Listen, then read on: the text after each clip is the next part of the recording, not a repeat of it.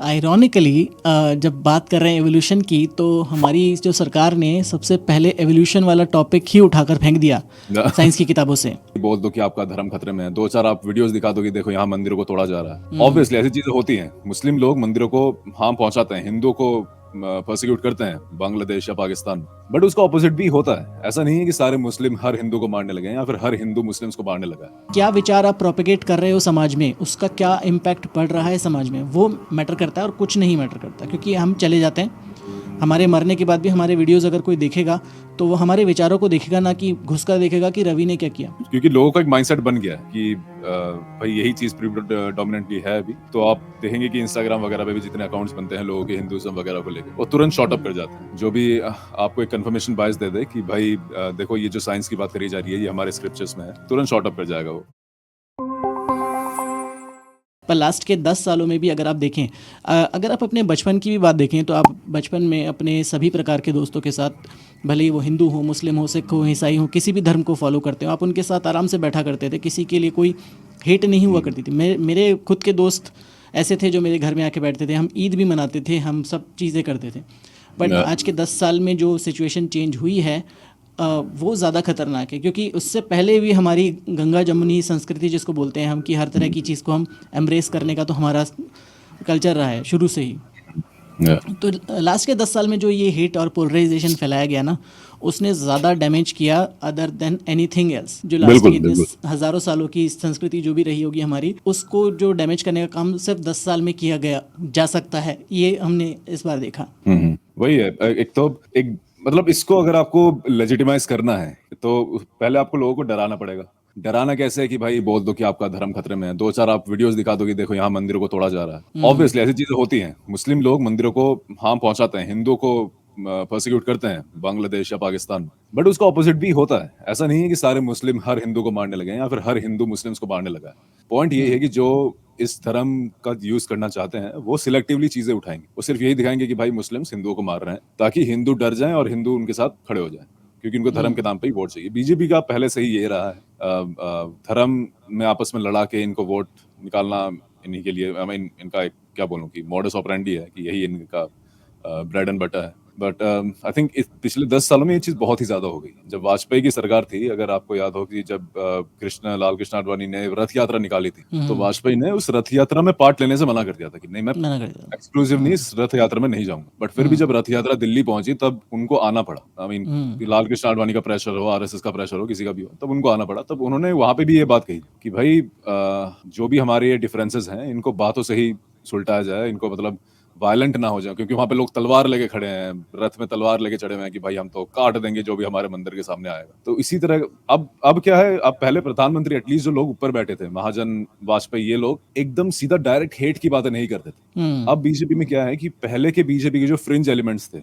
नरेंद्र मोदी, योगी आदित्यनाथ, अब ये लोग एकदम टॉप पे। तो ये लोग भी खुद को नहीं रोकते इस तरह की बातें करने से। नरेंद्र मोदी हमारी इलेक्शन कैंपेन में एकदम टोटली हेट की बातें कर रहे हैं कि भाई घुसपैठिए आ गए, मटन खाते हैं, मुजरा करते हैं। सही बात। तो ऊपर से ही जब लीडरशिप ही ऐसी हो तो उसके नीचे के लोग क्या ही सोचेंगे। तो इसीलिए उनको जवाब दे दिया, अयोध्या में ही उनको हरा दिया।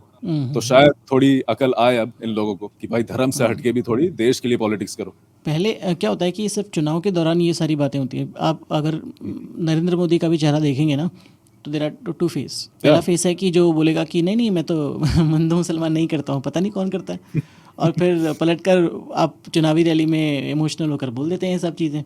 पर ये सोची समझी चाल है कि भाई पूरे टाइम मैं अपना एक चेहरा ओढ़ कर रहूँगा, और चुनाव जब आएगा ना तब मैं पोलराइजेशन और हेट फैला दूंगा तुरंत, और बाद में बोलूँगा कि ये तो मैं नहीं करता हूँ। जिस दिन मैं ये करूँगा उस दिन मैं पॉलिटिक्स में नहीं रहूँगा। हाँ, पब्लिक लाइफ से संन्यास ले लूँगा। तो ये तो आपके टू फेस्ड है ना। तो वो चीज़ आप अपना पहला जो असली चेहरा है वो कभी कभी दिखाते हो। आई वॉज ऑल्सो सरप्राइज, क्योंकि हाँ बहुत सालों में नहीं दिखाया था ये चेहरा। एग्जैक्टली मैंने तो स्टोरी लगाई थी कि भाई mask of, this is the true Narendra Modi, जिसके लिए इनको गुजरात में पसंद किया जाता है, उनके मुस्लिम हेट के लिए। तो अभी जब से ये इंडिया में सेंटर में आए थे तब से इन्होंने एक मुखौटा लगा रखा था कि नहीं I am very secular. Although जब मस्जिद में जाते थे तब टोपी पहनने से मना कर देते थे। बट एक चेहरा था इनका कि भाई I am very secular. But इस चुनाव में इनको दिख गया कि भाई हमने काम कुछ करा नहीं है, तो ये वोट लेने के लिए अब मुझे अपना वो ब्रह्मास्त्र यूज करना पड़ेगा। जो जो भी कट्टर हिंदू हैं एटलीस्ट उनको तो अपनी तरफ रखना पड़ेगा। तो उसी के लिए ये सब उन्होंने स्टेटमेंट डाले। दूसरी तरफ के जो लोग हैं ना वो इतने ज़्यादा नाकारा हैं कि अगर वो थोड़े सही से भी बात है। बेहतर होते ना 10% भी बेहतर होते या थोड़ा संगठित तरीके से काम करते। मैंने चुनाव जब रिजल्ट देख रहा था तो मैंने यही सोचा कि अरे थोड़ा सा तो तुम लोग साथ में मिलकर काम करते ना तो ये सरकार हट जाती, क्योंकि लोग चाह वही रहे थे मोदी के अगेंस्ट में वोट देना बट कोई था नहीं सामने। कोई था नहीं सामने। पॉइंट ये भी है कि इनका जो अलायंस है वो काफी लेट शुरू हुआ, मुझे ये लगता है। अगर आप और प्लस लोग कांग्रेस की काफी तारीफ कर रहे हैं कि एंड ऑब्वियसली कांग्रेस ने अपनी सीटें डबल कर लिया फ्रॉम लास्ट इलेक्शन। बट आप ये देखिए कि कांग्रेस का जहां पे सीधा डायरेक्ट ऑपोजिशन था बीजेपी के साथ, वहां पे कांग्रेस ने कैसे परफॉर्म करा है। आप हिमाचल प्रदेश में देखिए जहां पे आई थिंक कांग्रेस की सरकार है। फिर आप कर्नाटक में देखिए, तेलंगाना में देखिए, जहां डायरेक्ट ऑपोजिशन था वहां कांग्रेस के एकदम हाथ खड़े हो गए। हिमाचल प्रदेश में पूरा बीजेपी का स्वीप, कर्नाटक में बीजेपी को काफी सीटें मिल गई, ऑल्दो कांग्रेस की ही सरकार है, विधानसभा में कांग्रेस ही जीत कर आई थी। तेजस्वी सूर्या जो है वो अभी भी जीते जा रहा है और वो भी बड़े मार्जिन से जीत रहे हैं भाई, वो अभी भी। तो डायरेक्ट जहां पे कंपटीशन था बीजेपी के साथ वहां कांग्रेस ने कोई अच्छा परफॉर्म नहीं करा है। वो तो ये है कि इंडिया अलायंस उन्होंने, उनका आइडिया था, कॉन्सेप्ट था। खैर उनका आइडिया, नीतीश कुमार का आइडिया, किसी का भी हो, उसके पास काफी सीट्स हैं। बट जहां पे फेस टू फेस मुकाबला था बीजेपी के साथ कांग्रेस का, वहां पे कांग्रेस ने कोई अच्छा परफॉर्म नहीं करा। कुछ जितनी इनकी जगह पर 100 छोड़ सीट है के 100, हाँ हाँ कुछ जैसे ऑब्वियसली, बट अमेठी जितनी को इनकी 100 छोड़कर सीट है अमेठी 100। में हाँ, अमेठी अमेठी का तो result it's wonderful, very satisfying to see. बिल्कुल। पर उसमें भी लोग कहेंगे कि why satisfying because of the statements given by Smriti Irani. जो स्टेटमेंट उन्होंने दिए ना चुनाव से जस्ट पहले 2 साल तक, जो लास्ट के 2 साल में जो स्टेटमेंट दे रही थी वो स्टेटमेंट इतने ज़्यादा खराब थे, भद्दे थे कि मुझे तो 100% लगा था कि she is not going to win at all. भले ही कोई और भी इंसान खड़ा हो जाता ना वहाँ पर, लोग स्मृति ईरानी के अगेंस्ट में ही वोट देते। वही because of share share arrogance, इसके अलावा Sheer कुछ नहीं। उन arrogance. सबको यही लगा कि भाई अभी भी लोगों के अंदर एक मोदी की लहर है, मोदी का नाम लेंगे जीत जाएंगे। जैसी कंगना रनौत अभी भी करते आ रही है, वो एमपी बन गई है, अभी भी बोल रही है कि भाई मैं तो बस मोदी जी जो बोलेंगे वही कर। मतलब आप एक एमपी हैं, आप पता नहीं उनको वोट लोगों ने दिया है, अब ठीक है वो एमपी है, पर एटलीस्ट लोगों को तो समझना चाहिए कि भाई जो हम जिस एमपी को खड़ा कर रहे हैं वो कम से कम हमारी बातें करें। वो कम से कम एटलीस्ट जीतने के बाद ये कहे कि मैं अपने लोगों की बातें सरकार तक लेके जाऊंगी, ये ना कहे कि भाई जो सरकार बोलेगी वो मैं करूंगी। पर आपको ऐसा क्यों लग रहा है? क्योंकि शुरू से लेकर अंत तक देख लीजिए, जब से कंगना रनौत पॉलिटिशियन का चेहरा पहना है उन्होंने, वो क्या कर रही है? तब भक्ति तो से कर तब रही से है। यही है।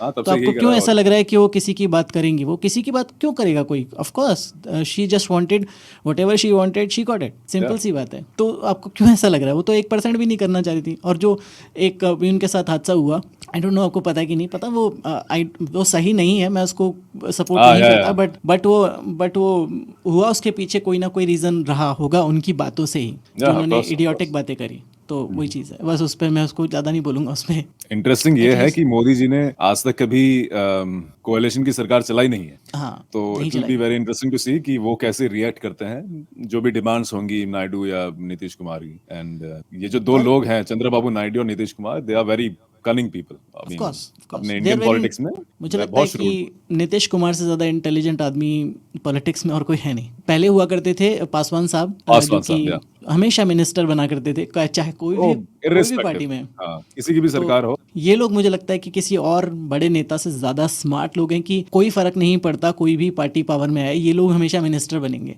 और लोग इनको, ऐसा नहीं है कि इनकी पॉपुलैरिटी कम हो जाती है स्विच करती, इनकी पॉपुलैरिटी बल्कि बढ़ जाती है, क्योंकि ये लोग पता नहीं, हाँ लोकल में थोड़ा सही काम बात कर है। देते हैं। लोकल लेवल पर ये काम करते हैं हमेशा, ऐसा नहीं कि लोकल लेवल पे काम नहीं करते। अगर लोकल लेवल पे कोई नेता काम नहीं करेगा तो उसकी पॉपुलैरिटी बन ही नहीं सकती। रिलीजन पे चलेगा कोई बात नहीं, बट ये वाली बात है कि अब एटलीस्ट जो भी इस तरह के रश्ट और इनसेंसिटिव चीज़ें हैं वो शायद नहीं होंगी। आई एम थिंकिंग, बट जो भी है। नहीं, आई थिंक वो तो अभी भी चलती रहेंगी, ऐसा कुछ नहीं है। ऐसा नहीं है कि नीतीश कुमार कोalition में आ गए तो नीतीश कुमार बड़े अच्छे आदमी है, वो इन सब चीजों को चलने नहीं देंगे, मना कर देंगे। वो सब चीजें अभी भी नहीं नहीं चलेंगी। नहीं, क्योंकि लोगों का एक माइंडसेट बन गया है कि भाई यही चीज प्रीडोमिनेंटली है अभी। तो आप देखेंगे कि इंस्टाग्राम वगैरह पे भी जितने अकाउंट्स बनते हैं लोगों के हिंदुइज्म वगैरह को लेके, वो तुरंत शॉर्ट अप कर जाते हैं। जो भी आपको एक कंफर्मेशन बायस दे दे कि भाई देखो ये जो साइंस की बात करी जा रही है ये हमारे स्क्रिप्चर्स में है, तुरंत शॉर्ट अप कर जाएगा वो।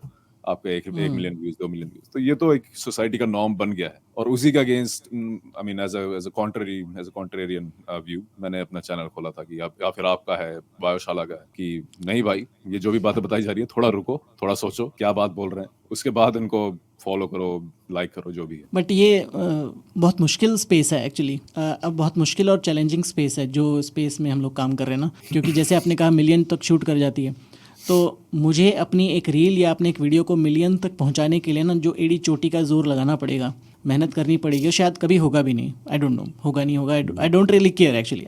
If I cared I wouldn't have done this. तो सही वो वाली बात है, बात है कि मैं तो आराम से बोलता कि हाँ जी सब सही कह रहे हैं, वेदों में सब कुछ है। मैं तो उस तरह के वीडियोस बनाता, बहुत आसान है उस तरह के हाँ, और वीडियोस क्या। बनाना, और उसमें एक भी हेट कमेंट आपको नहीं मिलेगा, एक भी बैकलैश नहीं होगा, क्योंकि सब लोग एक ही तरह की बात करेंगे, सब लोग एक ही तरीके से सोचेंगे, सब कुछ करेंगे। तो क्या वो हमारे समाज के लिए सही है?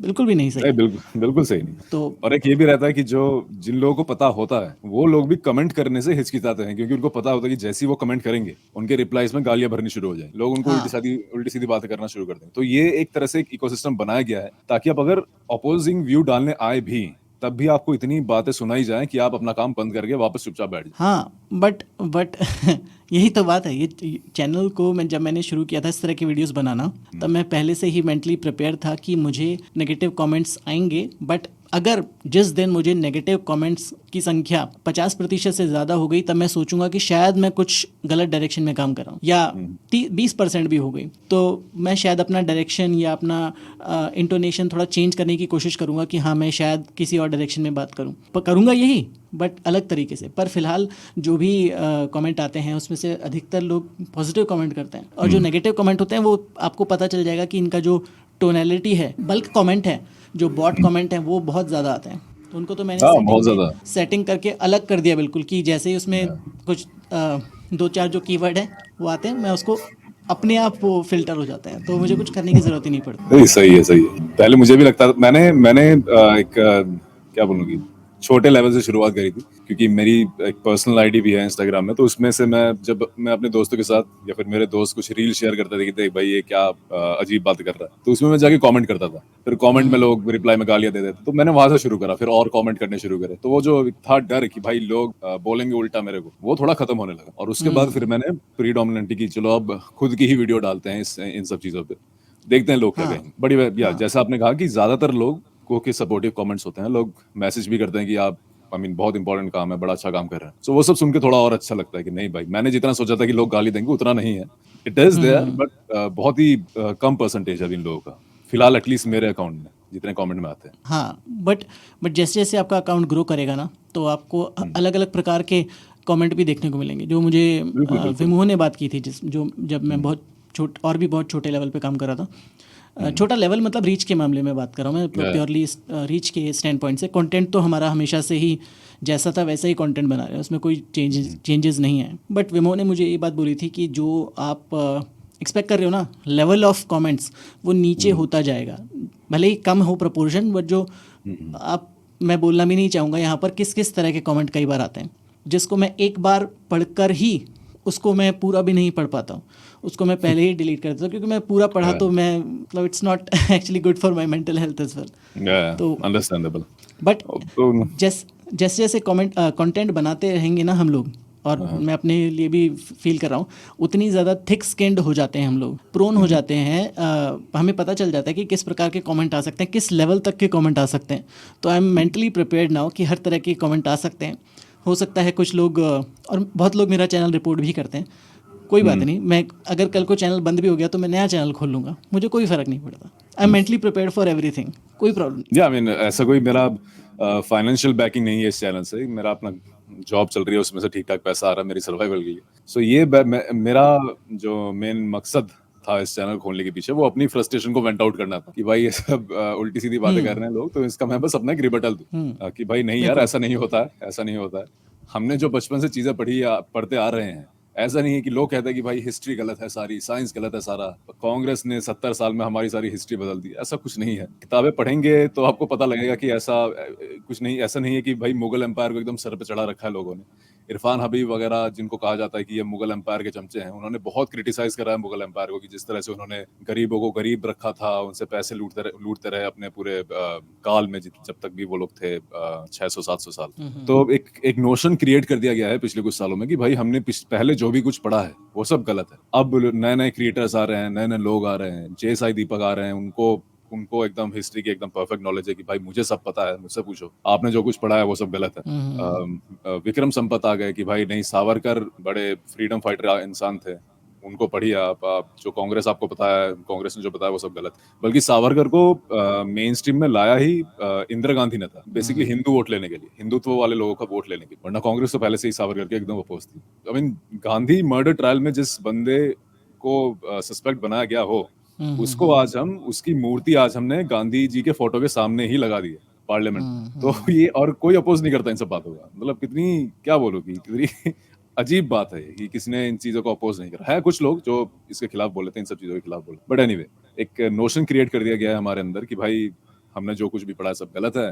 तो उसी नोशन से ये नए नए चैलेंज आ रहे हैं कि भाई देखो, हम बताएंगे अब आपको कि साइंस में क्या चीजें हमने करी हैं, हिस्ट्री में क्या चीजें आपको गलत पढ़ाई गई, और उनके जो साइटेशन होते हैं, जो एविडेंस होते हैं, वो एकदम अलग ही होते हैं। कोई कुछ अलग ही ऑथर्स को लेके आते हैं वो लोग कि देखो इस ऑथर ने क्या बात करी। अलग ऑथर को लेकर आते हैं या फिर उनका इंटरप्रिटेशन बिल्कुल अलग होता है, दोनों, वन बिल्कुल और दी अलग। अदर। और वो जैसे एक चैनल है, मुझे बहुत फैसिनेटिंग लगता है कि वो बंदा किस किस लेवल तक काम करता है, हाइपर क्वेस्ट करके।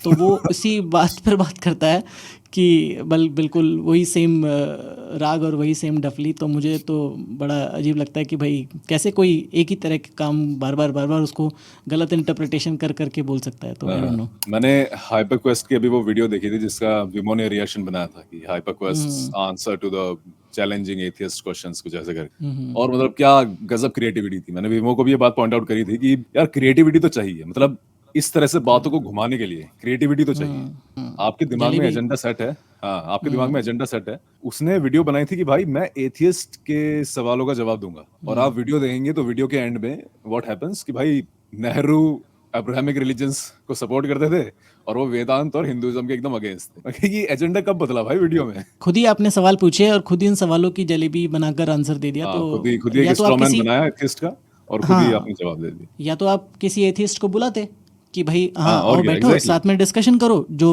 आपके सवाल है उसका आंसर मैं दूंगा, और फिर उनका प्रति प्रश्न जो काउंटर क्वेश्चन है वो आप झेलते। तो वो फिर भी मुझे लगता है कि चलो एक बार को कोशिश तो की गई किसी का जवाब देने की। बट अगर मैं बोलूँ, राइट। मैं भी एक वीडियो बना दूं कि जो लोग थीस्ट होते हैं उनके सवालों के जवाब, तो वो चीज़ भी गलत होगी, क्योंकि मैं अगर उनके एक्चुअल सवाल लेने के लिए मुझे उनके साथ बैठना पड़ेगा। या कि मैं किसी को लेबल करके अगर बोल रहा हूँ कि ये देखो ये स्ट्रॉमैन है, मैं इसको मार रहा हूँ, ये पुतला है इसको मार रहा हूँ, ये देखो खत्म हो गया पुतला, इसका मतलब कि वो बात खत्म हो गई है। तो ये बहुत ही बचकानी सी बात है बेसिकली। एग्जैक्टली। अगर आप ओपिनियंस के अगेंस्ट कुछ बोल रहे हैं तो एटलीस्ट फेस टू फेस बोलिए। जैसे मैं जो वीडियोस बनाता हूँ, they are usually some statements और some fact I would say, कि जो लोगों ने सोशल मीडिया पे रखे हैं कि नहीं देखो ये चीज ऐसे काम करती है। तो मेरा बहुत ही स्पेसिफिक रहता है कि नहीं आपने जो बात बोली है उस चीज में ये गलतियां हैं, and I am just pointing these out. मेरी वीडियोस बिल्कुल, कभी भी ऐसे नहीं रहती कि भाई मैं इस पर्सनैलिटी के पूरी तरह अगेंस्ट में खड़ा हूँ। अभी तो वही है। बट अगर आप एक पूरी कम्युनिटी के लिए इस तरह का कुछ कर रहे हैं तो एटलीस्ट हैव अ रिप्रेजेंटेशन। कोई तो उस कम्युनिटी का बंदा आए आपके सामने जो अपने व्यूज रखे, फिर आप उसके सामने फिर काउंटर आर्ग्यूमेंट्स रख सकते हैं, देन हैव अ डिस्कशन।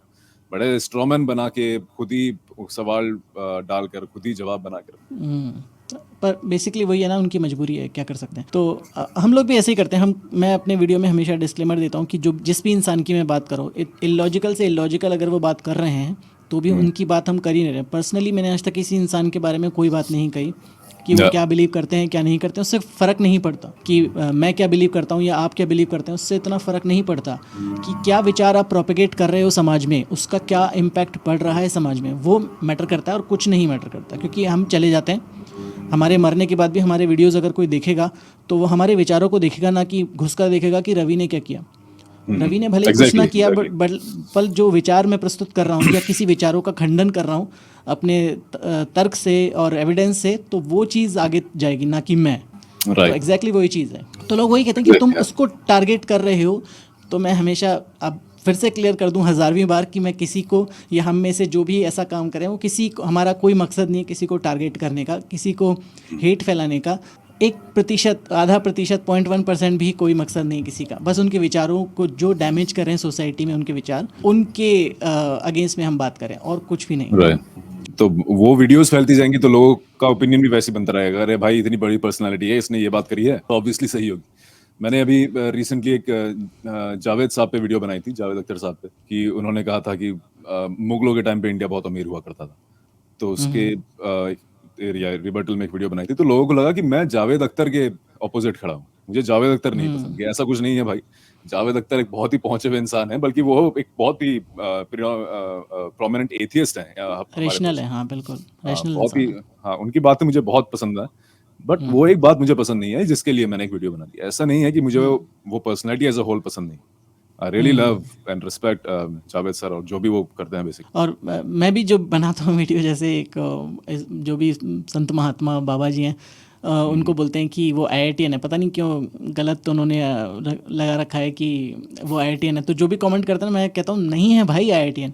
और मान लिया जाए IITN भी हैं, तो उससे क्या किसी IITN को इलॉजिकल बात कहने का अधिकार मिल जाता है, लाइसेंस मिल जाता है? वही तो ऐसे आर्गुमेंट ऐसे फ्रॉम तो, अथॉरिटी। हाँ, तो ऐसे तो मैं भी बोल सकता हूँ कि I have PhD, post doctoral experience, मैंने 15-20 साल 25 साल साइंस का काम किया है। अब मैं जो बात कहूँगा वो अंतिम सत्य होगी। मैं तो ऐसा बोल ही नहीं रहा हूँ। तो कोई इंसान किसी एक premier, so called premier institute में जाकर क्या उसको लाइसेंस मिल जाता है? बिल्कुल भी नहीं, बल्कि वो है भी नहीं। तो एग्जैक्टली पहली बात तो एग्जैक्टली वही आर्ग्यूमेंट वहीं पे खत्म हो गया। बात का मैं भूल गया अपना लास्ट वाला प्रश्न, बहुत लंबा हमारा डिस्कशन चल गया, but it was good, it was spontaneous. जो भी हम बात करना चाह रहे थे वो basically, A few moments later. हाँ, तो वही हम बात कर रहे थे, जो कि अंतिम अगर सवाल ले लिया जाए, जो चैलेंजेस की तो बात हमने करी कि जो हमारे जैसे क्रिएटर्स हैं उनके क्या चैलेंजेस हैं और कैसे क्या क्या हमें झेलना पड़ता है। तो वो तो खैर चलता ही रहेगा, और ये गिवन है। जब से कंटेंट बनाना शुरू किया तब से पता था ये चीज़, तो आपको भी पता था होगा ऑब्वियसली, कि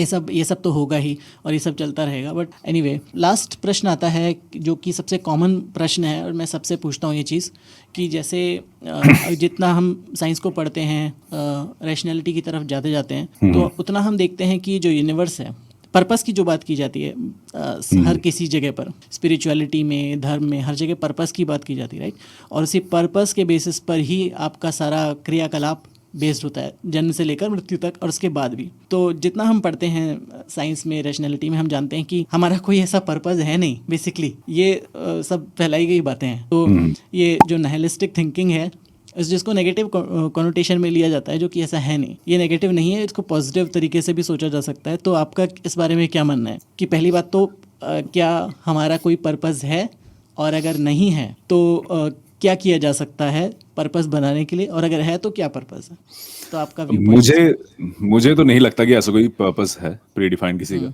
बट लोगों के अलग ओपिनियंस हो सकते हैं ऑब्वियसली। बट ये रिलीजियस लोगों में काफी देखने को मिलता है कि वो एटलीस्ट उनका कहना ये होता है कि भाई अगर मैं एथियस्ट बन जाऊं, अगर आप जैसा कह रहे हैं एथियस्ट बन जाए, धर्म में कुछ नहीं है, तो फिर व्हाई डज इट मैटर, है ना? फिर मैं क्यों एक अच्छा इंसान रहूं? मैं जाके सड़क में खून खराबा शुरू कर दूंगा। एक वही कि भाई if nothing is really there then what does it all matter. मेरा पॉइंट यही रहता है कि जैसा आपने कहा, एक ऑप्टिमिस्टिक निहिलिज्म रखने का, कि नथिंग मैटर्स, जो कि एकदम सही बात। एंड उनका रहता है कि भाई नथिंग मैटर्स, सो है ना, कि why does it matter, why should we care. मेरा रहता है कि भाई बस एक वर्ड चेंज कर दो अपना, कि nothing matters, so why worry. आपको जो करना है आप कीजिए, फल, वही गीता वाली बात, कि फल की चिंता मत कर।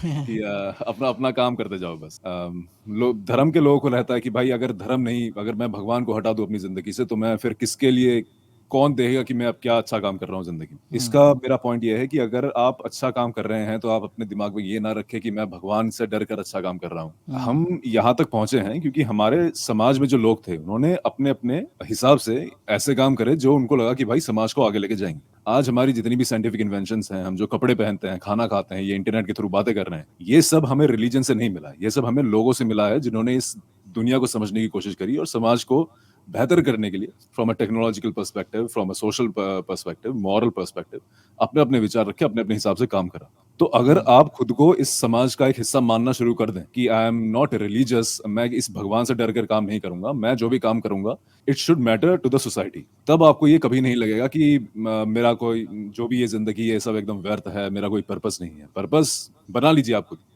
आपके पास जिंदगी है, आपके पास इतनी सारे अपॉर्चुनिटीज है, इतनी सारी डिफरेंट क्या बोलूं डिपार्टमेंट्स हैं, एक्सपर्टीज है, कुछ भी उठाइए। अगर आपको लग रहा है कि आप समाज के लिए कुछ कर सकते हैं, समाज के लिए कुछ करिए। समाज के लिए नहीं करना, अपने लिए कर लीजिए। अगर आपको लग रहा है कि नहीं भाई मैं पैसा कमाऊंगा, मैं एक गाड़ी खरीद दूंगा, वो कर लीजिए, आप बिल्कुल फ्री हैं ये सब करने के लिए। बट अगर आप भगवान को दिमाग में लेके बैठे हैं कि मैं सब करूंगा इसलिए, सिर्फ इसलिए कि भाई भगवान खुश हो जाए, बाद में मेरा कुछ भला हो, तो आई थिंक ये थोड़ी गलत अप्रोच है। क्योंकि अगर किसी दिन आपके दिमाग से किसने भगवान का कॉन्सेप्ट तोड़ दिया तो आप तो एकदम अनहिंज्ड हो जाएंगे कि नहीं भाई अब तो भगवान है ही नहीं, अब तो मैं एकदम तहलका मचा दूंगा हर तरफ। तो ऐसा नहीं है। आप खुद को एक समाज का एक पार्ट समझिए और जो भी काम करें वो ये सोच के करें कि भाई मैं इस समाज का पार्ट हूँ, मैं जो करूंगा वही चीजें समाज में प्रोपोगेट होंगी। तो आई थिंक उसके बाद एक थोड़ी थॉट्स में थोड़ी और मेच्योरिटी आ जाएगी और ये एटलीस्ट निहिलिज्म का जो बचकाना ख्याल होता है ये दिमाग से निकल जाएगा। वही उसको उसको ऑप्टिमिस्टिक पॉइंट ऑफ व्यू से, जो ऑप्टिमिस्टिक नाइलिज्म है वो वही मैं उसको उस तरह से देखता हूँ कि ये सब जानते हुए भी, जैसा आपने बोला कि ये सब जानते हुए भी कि इसका कोई पर्पस नहीं है, कि nothing matters but it's okay. मैं इसको इस तरह से बोलता हूँ कि nothing matters but it's okay, कोई बात नहीं, नथिंग मैटर्स बट आपका तो पर्पस है, आपका तो जो यूनिवर्स है आपके अराउंड वही आपका पर्पस है ना। आपकी फैमिली के लिए, खुद के लिए पढ़ाई करना, आपकी फैमिली के लिए करना, पैसा कमाना, समाज के लिए बेहतर काम करना। चलिए समाज को भी छोड़ दीजिए, खुद को बेहतर बनाएंगे तो समाज अपने आप बेहतर बन जाएगा, सिंपल सी बात है। आप खुद को अगर एजुकेट करेंगे तो समाज अपने आप एजुकेट हो जाएगा। अगर एक एक इंसान सबको खुद की जिम्मेदारी ले ले कि मैं खुद को एजुकेट करूंगा तो हमारी ज़रूरत ही नहीं पड़ेगी, हमें ये काम करने की ज़रूरत नहीं पड़ेगी, राइट। हमें पहले से ही हमारे दिमाग में डाल दिया गया है कि देखो इंसान बहुत इंपॉर्टेंट होते हैं, तो हमें भी यही लगने लगा है कि यार मैं इस पृथ्वी पे हूँ तो कुछ तो वजह रही होगी। मैं ऐसा तो नहीं कि भाई मैं सिर्फ यहाँ हूँ, मैं भी जानवरों की तरह आज हूँ कल मर जाऊंगा, कुछ तो बड़ा पर्पस है मेरे यहाँ होने के पीछे। ये चीज एक बहुत बड़ा रीजन है ये सोचने के लिए कि अगर मैं इतना इंपॉर्टेंट नहीं हूँ तो फिर मैं क्या करूँ अपनी जिंदगी के साथ। हमारे दिमाग में एक ये नोशन डाला गया है कि नहीं यार इंसान सबसे ऊपर है, इंसान सबसे इंपॉर्टेंट है। ऐसा कोई इंपॉर्टेंट नहीं है।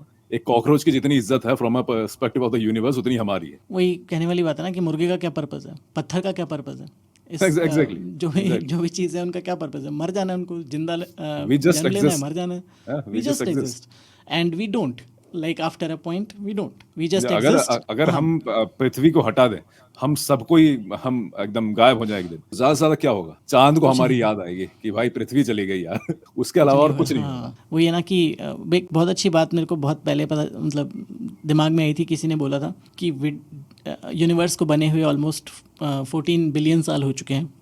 अगर हम उसको भी माने तो कॉस्मोलॉजिकल इवेंट्स को भी, तो 14 बिलियन 13.8 बिलियन साल में हमारी एज जो है कुछ साल, 50 साल, 60 साल, 80 साल, तो 50-60 साल के लिए हम एग्जिस्ट कर रहे हैं। और 13.8 बिलियन साल में 50 साल निकाल दीजिए और उसके बाद जितना यूनिवर्स रहेगा उतने करोड़ों अरबों सालों तक, उस साल में अगर निकाल दीजिए तो आपका एग्जिस्टेंस है ही नहीं। वैसे भी यू डोंट एग्जिस्ट। उसको अगर एक पिको सेकंड भी नहीं आएगा वो, अगर एक उस हिसाब से देखा जाए तो, टाइम स्केल पर देखा जाए तो किस बात के लिए आप इतना चिंता कर रहे हो, परेशान हो रहे हो बेसिकली। जस्ट आई मीन जितने टाइम के लिए हो, just try to make the most of it. I mean दुनिया बहुत खूबसूरत है, आप घूमिए, पढ़िए, इन्वेंट कीजिए चीजें, लोगों को सुधारिए, सोशल वर्क कीजिए, बहुत सारे ऑप्शंस हैं। बट ये सोच के बैठ जाना, आई थिंक ये थोड़ा बहुत ही नैरो ओपिनियन है कि भाई नथिंग मैटर्स तो मैं भी क्या ही करूं। और ये बेसिकली यंग जो बच्चे होते हैं ना, 15 से 25 साल के जो बच्चे होते हैं, कि उन बच्चों में ये ज़्यादा आता है। क्योंकि अगर आप जितना, और स्पेशली जब वो पढ़ना शुरू करते हैं तो मुझे काफ़ी सारे कमेंट्स इस तरह के मिलते हैं, तो उनको यही जवाब देता हूँ मैं। और दोबारा ये जो हम लोगों ने डिस्कशन किया वो इसीलिए किया बार बार कि ये इसका आंसर है ये, कि अगर आपको सोशल वर्क भी नहीं करना, आपको अगर दूसरों के बारे में भी नहीं सोचना, तो आप अपने बारे में भी सोचेंगे, सेल्फिश भी होंगे, तो सेल्फिश होने में कोई बुराई नहीं है, अनलेस कि आप किसी को दुख नहीं पहुंचा रहे हो, चोट नहीं पहुंचा रहे हो। तो खुद के बारे में सोचना बहुत अच्छी बात है, खुद पढ़ाई कीजिए, अपने आप को समृद्ध बनाइए, अच्छी चीज़ें कीजिए, कोई बुराई नहीं उसमें। It's good to be selfish at a point. I mean it's genetic to be honest. I mean हमें अपने सर्वाइवल का सोचना है, that's the primary goal. But वही है कि सिर्फ उतना सोचिए जहां तक आप किसी दूसरे को हानि नहीं पहुंचा रहे, जैसा आपने बिल्कुल सही कहा। कम से कम हानि पहुंचाकर आप अगर इस दुनिया में, वही जो बॉटम लाइन आती है कि एक वीडियो भी मैंने इस पर बनाया था कि what is the purpose of life, कि कम से कम हानि पहुंचाकर, और ये कम से कम हमेशा डिबेट रहेगी कि क्या कम तुम्हारे हिसाब से कम है, हमारे हिसाब से ज़्यादा है, कौन डिसाइड करेगा, उसके लिए अलग डिबेट करेंगे। पहले ये बात करते हैं कि कम से कम हानि पहुंचाकर, मिनिमम आपके हिसाब से कम से कम आप इस दुनिया को बेहतर बना सकते हैं कि नहीं, और इस दुनिया में आप भी आते हैं कि आप अपने आप को बेहतर बना रहे हैं, दैट मीन्स कि आपने दुनिया को बेहतर बना दिया। उसके लिए कॉन्स्टिट्यूशन है उस लाइन को सेट करने के लिए कि कितना हार्म कर सकते हैं आप। तो कॉन्स्टिट्यूशन जितना आपको अलाउ कर रहा है कि भाई आप इतनी टैक्स चोरी कर सकते हैं, आप इस तरह से टैक्स चोरी कर सकते हैं, आप अपने टैक्स को बचा सकते हैं, या फिर आप ये काम कर सकते हैं, बट ये काम अगर आप करेंगे तो आप फिर क्रिमिनल है, आपको पकड़ा जाएगा। तो आई थिंक वो एक यार्डस्टिक है कि आप कितने सेल्फिश बन सकते हैं अपनी लाइफ में। हाँ, उसके जो भी एथिकल, मॉरल, लीगल जो जितने भी कॉन्सिक्वेंसेस हम कर लें वो तो हैं ही, जो हमें समाज ने बनाए हैं हमारे लिए। वो उनके दायरे में रहकर ही हम सारी बातें कर रहे हैं। तो बेसिकली यस, तो यही है मजमून इस पूरी बातचीत का कि अगर आपको रैशनल बनना है, लॉजिकल थिंकिंग चाहिए, तो सबसे पहले स्टार्ट कीजिए अच्छी अच्छी किताबें पढ़ने से। और अगर कोई पतली किताब पढ़नी है तो मैं आपसे भी पूछूंगा शेखर भाई से कि कौन सी किताबें पढ़नी चाहिए। पहले आप अगर बताना चाहें 2-3 ऐसी चीज़ें या कोई ऐसे रिसोर्सेज किताबों के अलावा कि जिसको पढ़कर कोई स्टार्ट कर सकता है अपनी थिंकिंग को थोड़ा चेंज नहीं पर इम्प्रूव करना, या अपने आप को बेहतर बनाने की दिशा में। पतली किताब तो मुझे नहीं ऐसे दिमाग में याद है, बट हाँ, अगर आपको पतली किताब पढ़नी है तो आप भगत सिंह की why I am an atheist पढ़ सकते हैं। ये यहाँ पर पतली किताब में ओके, हाँ, तो वो उसको आप पढ़ सकते हैं। बहुत छोटी किताब है, ये वाली किताब पढ़ लीजिए, बहुत बहुत पतली किताब है, देखिए बहुत पतली। बल्कि why I am an atheist वाला पार्ट तो और भी छोटा है, it's just the first chapter, वो एक लेटर, पहला वाला लेटर है। हाँ, बस तो वही पढ़ लीजिए। I think that should give you a head start कि ओके, अब मैं आपको ये पता लग जाएगा कि सोचना किस तरह से किसी भी धार्मिक चीज को लेके। उसके बाद अगर आपको थोड़ा रैशनल बनना है, जैसे मैंने एथिज्म से शुरुआत नहीं करी थी, मैंने सिर्फ किताब पढ़ना शुरू करा था। पहले तो मैं जब स्कूल में था तो फिक्शन बहुत पढ़ता था। हमारी लाइब्रेरी में किताबें थी नहीं काफी सारी, तो एक वो नैन्सी ड्रू की किताबें आती थी, डिटेक्टिव वर्क, तो वो मैं बहुत पढ़ता था स्कूल में। बट फिर जब बड़ा हुआ तो थोड़े कुछ सवाल आए दिमाग में अलग अलग चीज़ों को लेके कि भाई एवोल्यूशन कैसे हुआ है, यूनिवर्स कैसे बना है, हिस्ट्री में क्या क्या चीज़ें हैं। तो फिर उस जॉनर की किताबें मैं ज़्यादा पढ़ने लगा। फिर वहाँ से अलग अलग चीज़ें पता चली भाई। फिर मतलब वहाँ से यही पता चला कि जो भी रिलीजियस पॉइंट ऑफ व्यूज होते हैं वो मोस्टली मिथिकल, इमेजिनेटिव चीज़ें हैं। जो रियलिटी है वो बहुत अलग है इन सब चीज़ों से। तो सिर्फ एथिज्म की आपको कोई किताब पढ़नी है, ऐसे I don't think that will work for long run. Yes, आप खुद को ओपन माइंडेड बनाने के लिए किताबें पढ़िए। आपको ये समझ में जिस दिन आ जाएगा कि भाई दुनिया में इतनी नॉलेज है और मुझे कुछ भी नहीं पता, तो I just have to keep reading all my life. उस टाइम आप थोड़े ओपन माइंडेड बनेंगे, आपको नए नए आइडियाज आएंगे आपके दिमाग में, और ये जो प्री कंसीव नोशंस होते हैं धर्म के, थोड़े ऑर्थोडॉक्स आइडियाज रहते हैं दिमाग में, वो अपने आप निकलते चले जाएंगे। जैसे ही आपको एहसास होगा कि दुनिया कितनी बड़ी है, दुनिया में अलग अलग तरह के लोग रहते हैं, अलग अलग विचार रखते हैं, तो आपके जो अपने पर्सनल है, जब तक आप अपने लोकल ग्रुप से बाहर नहीं निकलेंगे आपको पता नहीं चलेगा कि दुनिया कितनी बड़ी है। और किताबें बहुत अच्छा जरिया होता है इस चीज को समझने का, दुनिया की डाइवर्सिटी को समझने का। तो आई थिंक जैसे कि आपने दिखाया, यही why I am an atheist से आप शुरू कर सकते हैं। बट इसके अलावा अगर आपको फॉर एग्जांपल एवोल्यूशन समझना है तो आप रिचर्ड डॉकिंस की किताबें उठा सकते हैं, selfish gene, greatest show on earth, बहुत बेहतरीन किताबें हैं दोनों। अपना सेटअप बना रहा हूँ, तो अभी यहाँ पर लाइब्रेरी आएगी पीछे। हाँ, ओके, नाइस। तो वो सब मैं चेंज कर रहा हूँ, तो इसलिए सारी किताबें बाहर पड़ी हुई हैं। ये रहा गॉड डिल्यूजन, ये सबसे बेस्ट सेलिंग होता है। ये थोड़ी मोटी है, बट इसको पढ़ना शुरू कीजिए। सेपियंस भी पढ़ सकते हैं, सेपियंस भी रखी उधर। सेपियंस बड़ी अच्छी किताब है, सेपियंस बहुत अच्छी किताब है। Sapiens sorry, go ahead. जी सेपियंस में एक मेरे को ये बड़ा अच्छा लगता है कि एक जिस्ट है हर चीज का, साइंस का, मोरालिटी का, हमारे मिमेटिक एवोल्यूशन कैसे हुआ, बेसिकली सोसाइटीज कैसे इवॉल्व हुई, इन सब चीजों का एक जिस्ट है सेपियंस में, जो कि मुझे बहुत बढ़िया लगता है। मुझे लगता है कि हर स्कूल में एटलीस्ट 8वीं क्लास से इस किताब को पढ़ाना शुरू कर देना चाहिए लोगों को। बिल्कुल बिल्कुल। और इसके अलावा जो एक रिचर्ड डॉकिंस की एक और किताब है, ग्रेटेस्ट शो ऑन अर्थ, उसके कुछ चीजों को स्कूल में डालना चाहिए, क्योंकि उसमें उन्होंने धर्म के अगेंस्ट भी कुछ बातें करी हैं, बट एटलीस्ट स्कूल में उन चीजों को निकाल देते हैं। बट उनके जो एवोल्यूशन वाले पॉइंट्स हैं उस किताब, वो आई थिंक बहुत बचपन से पढ़ाने चाहिए बच्चों को, because it's not very technical but also very illustrative, very intuitive, जिस तरह से उन्होंने चीज़ों का एक्सप्लेन करा है उस किताब में। आयरॉनिकली जब बात कर रहे हैं एवोल्यूशन की, तो हमारी जो सरकार ने सबसे पहले एवोल्यूशन वाला टॉपिक ही उठाकर फेंक दिया साइंस की किताबों से। जो कि सबसे पहला टॉपिक होना चाहिए था, जो कि और भी पहले लाना चाहिए था। वो 9th क्लास में आता है शायद, उसको उठाकर फेंक दिया और उसको हटा दिया बिल्कुल, कि एवोल्यूशन जैसी कोई चीज़ नहीं होती। जिसको पढ़ना है वो बायोलॉजी लेकर 11वीं 12वीं में उसको पढ़े। तो आप देखिए कितना आयरॉनिक है। और रिचर्ड डॉकिंस जो एवोल्यूशनरी बायोलॉजिस्ट थे, मतलब हैं अभी भी जिंदा हैं, जो एवोल्यूशनरी बायोलॉजिस्ट हैं जिन्होंने सारी किताबें लिखी, तो जो भी एवोल्यूशनरी बायोलॉजिस्ट होगा by nature, I don't know, होंगे कुछ लोग, बट वो आई डोंट नो किसी तरह की सुप्रीम पावर में विश्वास कैसे रख सकते हैं, इम्पॉसिबल है। आई मीन तो अभी लोग कह रहे हैं कि हमें स्कूल में कुछ नहीं पढ़ाया गया, जो पढ़ाया गया वो सब गलत था। और अब जिस तरह से इन्होंने चीजों को काटना शुरू करा है कि भाई इंदिरा गांधी की इमरजेंसी हटा दी, गोधरा दंगे हटा दिए, तो जब लोग यही बच्चे बड़े होंगे तब आई विल सपोर्ट देम। जब वो लोग कहेंगे कि भाई हमें कुछ नहीं पढ़ाया गया, उन लोगों को तो मैं अनकंडीशनली सपोर्ट करूंगा कि हाँ यार ये बात तो सही है, आपको ना एवोल्यूशन पढ़ाया गया, आपको ना राइट्स के बारे में कुछ पढ़ाया गया। और फिर लोग कहते हैं कि यार एजुकेशन सिस्टम बड़ा बेकार है। अब ये तो देखिए कि अभी जो एजुकेशन सिस्टम है उसमें क्या चल रहा है। पहले लोगों ने स्कूल में कुछ पढ़ा नहीं, कोई इतिहास उठा के देखा नहीं, बंक मार देते थे, और अब कह रहे हैं कि भाई हमें स्कूल में कुछ पढ़ाया नहीं गया। वैसे ही लोगों को नहीं मतलब जो हमारा सिस्टम है, जो नॉलेज की वॉमिटिंग करके आप पास हो जाते हैं और भूल जाते हैं उसके बाद। तो अगर उसमें से ऑलरेडी जो रिस्ट्रिक्टेड नॉलेज है उसमें से ऑलरेडी आप निकाल दे रहे हैं चीज़ों को, तो ऑलरेडी कम हो जाएगा नॉलेज। क्योंकि जितने भी वही लोगों तो, ने एवोल्यूशन exactly. पढ़ा भी होगा, उसमें से कितने लोगों को पता होगा कि एवोल्यूशन होता एक्चुअली क्या है, थ्योरी ऑफ एवोल्यूशन क्या है चार्ल्स डार्विन का। तो वो उसको डिनाई ही करेंगे सबसे पहले, क्योंकि it doesn't actually fit in your norm, right. आपके खांचे में वो फिट नहीं होता है बेसिकली। Exactly. तो पॉइंट वही है। तो बेसिकली यही है चर्चा का मुद्दा। और अगेन आज का सैटरडे हमें देने के लिए बहुत बहुत धन्यवाद। तो आपका मैं ज़्यादा समय लूँगा नहीं, बट जितनी भी चर्चा हुई उसमें हमको बहुत सारी चीज़ें देखने को मिली, और जो देख रहे होंगे उनको भी शायद काफ़ी चीज़ें क्लियर हुई होंगी। अगर अभी तक आप बने हुए हैं इस वीडियो में तो I mean first of all यार थैंक्स अ लॉट मुझे बुलाने के लिए। मैंने पॉडकास्ट उतना करे नहीं था पहले कभी। मैं ह्यूमन विद साइंस के पॉडकास्ट में कभी कभी जाता था, वहाँ पे लोगों के साथ डिबेट करने में, बट हाँ आई थिंक इतना लॉन्ग और जस्ट एक कॉन्वर्जेशन नहीं किया कभी। एंड या इट वाज वेरी वंडरफुल। अपने सेम ख्यालों वाले लोगों से बात करना it's always a good feeling at the end. बिल्कुल। बट या धन्यवाद। थैंक्स अ लॉट फॉर चलिए बहुत बढ़िया, धन्यवाद अगेन आप आने के लिए और टाइम देने के लिए। Yeah, ऐसी बातें thanks for चलती calling me. रहेंगी। या बिल्कुल, बिल्कुल. Thank you. All right, bye bye.